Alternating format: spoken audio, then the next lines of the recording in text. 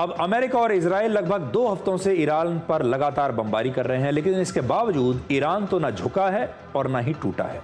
अमेरिकी खुफिया एजेंसियों की एक नई रिपोर्ट में यह दावा किया गया है कि सिर्फ बमबारी से ही ईरान में सरकार नहीं बदली जा सकती और ईरान की सरकार पर अभी भी कोई खतरा नहीं है। इस रिपोर्ट को पिछले कुछ दिनों में ही तैयार किया गया है, यानी ये एक लेटेस्ट रिपोर्ट है। युद्ध के पहले ही दिन यानी 28 फरवरी को ईरान के supreme leader Ayatollah Ali Khamenei को मार दिया गया।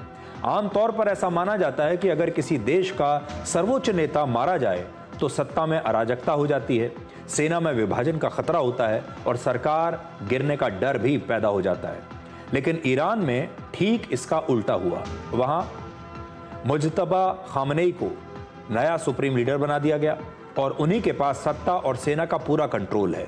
यानी सुप्रीम लीडर की हत्या के बाद भी ईरान का सिस्टम टूटा नहीं, बल्कि ईरान के धार्मिक नेतृत्व की एकजुटता पहले से भी मजबूत हो गई।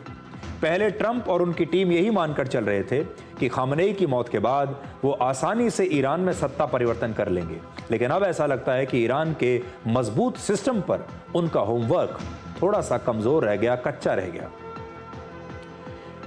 अमेरिका की इस खुफिया रिपोर्ट के मुताबिक ईरान में सत्ता के ताकतवर होने की 3 वजह हैं। पहला, ईरान की सत्ता में सुप्रीम लीडर, धार्मिक परिषद और IRGC सभी शामिल होते हैं और ये सभी मिलकर सत्ता को कंट्रोल करते हैं। इसलिए एक नेता के जाने से पूरा सिस्टम नहीं टूटता, पूरा सिस्टम कोलैप्स नहीं करता। दूसरा, अमेरिका को उम्मीद थी कि हमले के बाद ईरान की जनता सड़कों पर उतर आएगी और अपनी ही सरकार के खिलाफ विद्रोह कर देगी, लेकिन ऐसा कुछ नहीं हुआ। यानी अंदर से ईरान की सरकार अब भी सुरक्षित है। तीसरा, ईरान का विपक्ष बहुत कमजोर है। अगर वहां पर निर्वासित विपक्षी नेता सरकार गिराने की कोशिश करते हैं तो वो कामयाब नहीं होंगे, क्योंकि उनके पास ना तो जनता का समर्थन है और ना ही सेना का समर्थन है। इस रिपोर्ट में यह भी लिखा है कि सिर्फ एयर स्ट्राइक करने से ईरान की सरकार को गिराना या बदलना संभव नहीं है। सत्ता परिवर्तन के लिए अमेरिका को ईरान में अपनी सेना को जमीन पर उतारना होगा, जो बेहद जोखिम से भरा फैसला होगा। इस रिपोर्ट में लिखा है कि अमेरिका खुद इस बात को लेकर स्पष्ट नहीं है कि उसने आखिर ईरान के साथ यह युद्ध शुरू क्यों किया। वो अलग अलग कारण बताता है। कभी कहा गया कि इसका उद्देश्य ईरान के परमाणु कार्यक्रम को रोकना है, कभी कहा गया कि इसका लक्ष्य ईरान में सत्ता परिवर्तन है, कभी यह कहा गया कि इसका उद्देश्य ईरान की सैन्य क्षमता को खत्म करना है। अमेरिका के राष्ट्रपति डोनाल्ड ट्रंप युद्ध में जीत का दावा कर रहे हैं और कहते हैं कि युद्ध बहुत जल्द खत्म हो जाएगा, लेकिन सच्चाई यह है कि ट्रंप के पास ईरान युद्ध पर अभी तक कोई ठोस उपलब्धि नहीं है जिसे वो पूरी दुनिया को दिखा सकें या बता सकें कि देखिए हमने ये हासिल किया। और आज भी ईरान अपनी पूरी ताकत के साथ अमेरिका और इजराइल के खिलाफ डट कर खड़ा हुआ है। अब ये देखिए कि अमेरिका का जो कैलकुलेशन था ईरान के बारे में वो फेल क्यों हो गया, अमेरिका का होमवर्क कमजोर क्यों हो गया। उसके पीछे ईरान की एक बहुत बड़ी रणनीति है। ईरान के supreme leader Ayatollah Ali Khamenei की मौत के बाद अमेरिका को ऐसा लग रहा था कि ईरान अब बहुत जल्द सरेंडर कर देगा, लेकिन इसके उलट ईरान के हमले और ज्यादा बढ़ गए। इसकी सबसे बड़ी वजह है मोज़ैक डिफेंस डॉक्ट्रिन।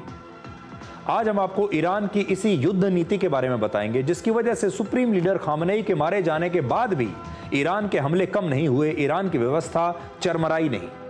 ईरान हमेशा से ये जानता था कि वो सीधे तौर पर अमेरिका जैसी बड़ी ताकत से पारंपरिक युद्ध में कभी नहीं जीत सकता, उसे ये बात स्पष्ट थी। इसलिए आज से 19 वर्ष पहले 2007 में उसने एक बड़ी खास रणनीति बनाई। ईरान ने यह मॉडल अमेरिका द्वारा दूसरे देशों में अपनाई गई युद्ध नीति से ही सीखा था। उन्होंने अमेरिका को बहुत स्टडी किया, देखा कि अमेरिका जब दूसरे देशों पर हमला करता है, दूसरे देशों में प्रवेश करता है तो क्या करता है, उसकी स्ट्रैटेजी क्या होती है, और उसके हिसाब से उन्होंने अपनी स्ट्रैटेजी बनाई।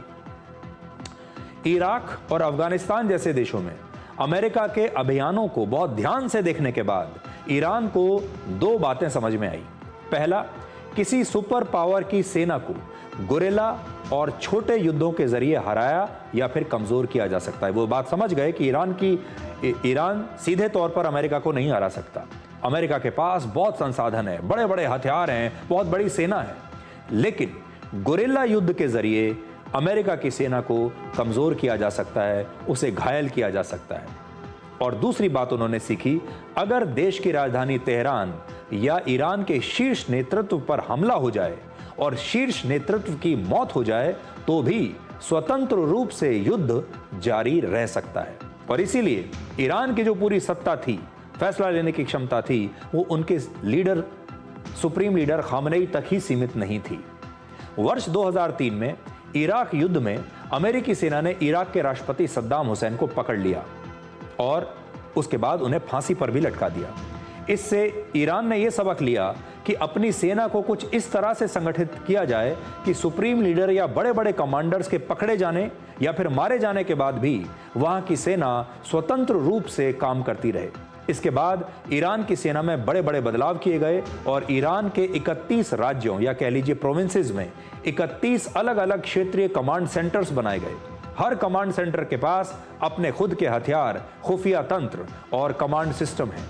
मोज़ैग डिफेंस डॉक्ट्रिन में अनौपचारिक रूप से ये नियम बनाए गए कि जैसे ही देश की राजधानी पर कोई बड़ा हमला होगा या फिर शीर्ष नेतृत्व आदेश न दे पाए या ऐसी हालत में आ जाए कि वो आदेश दे ही ना सके, तो ऐसे हालात में ये 31 क्षेत्रीय कमांड सेंटर्स अपने हिसाब से लगातार हमले करते रहेंगे।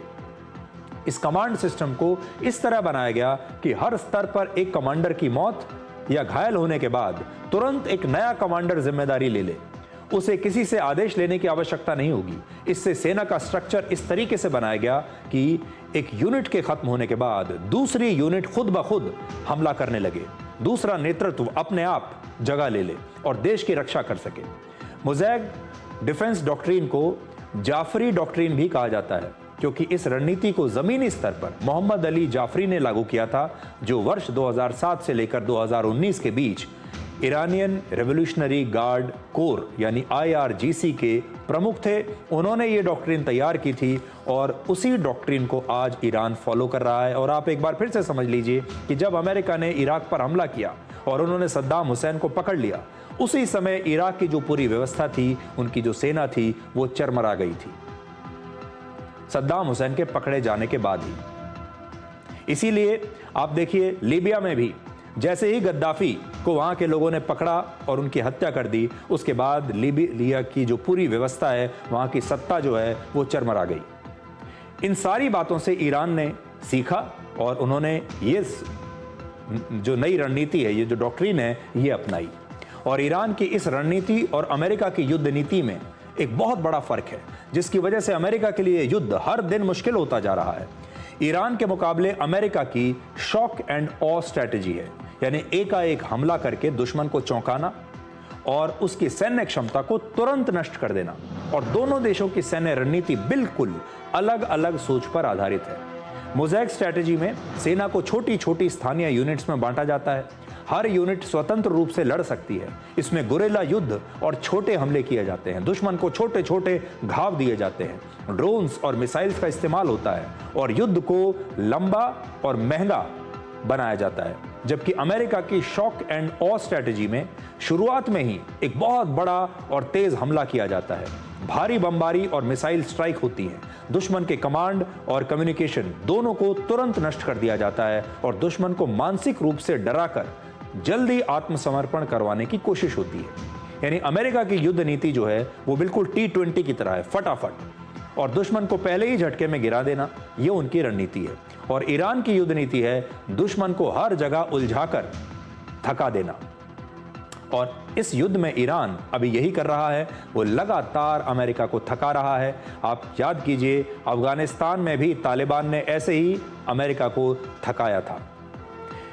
अब ईरान इस युद्ध को लंबा खींच रहा है, छोटे छोटे हमले कर रहा है और इस युद्ध को बहुत खर्चीला बना रहा है।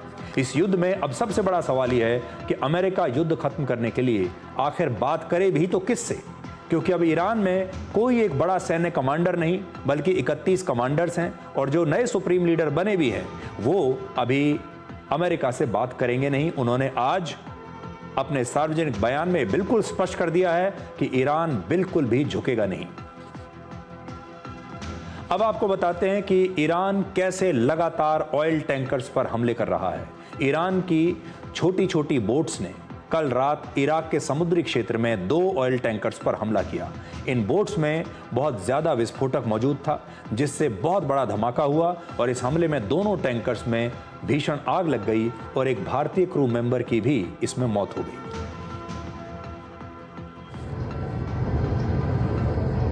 الفقار توجه عليهم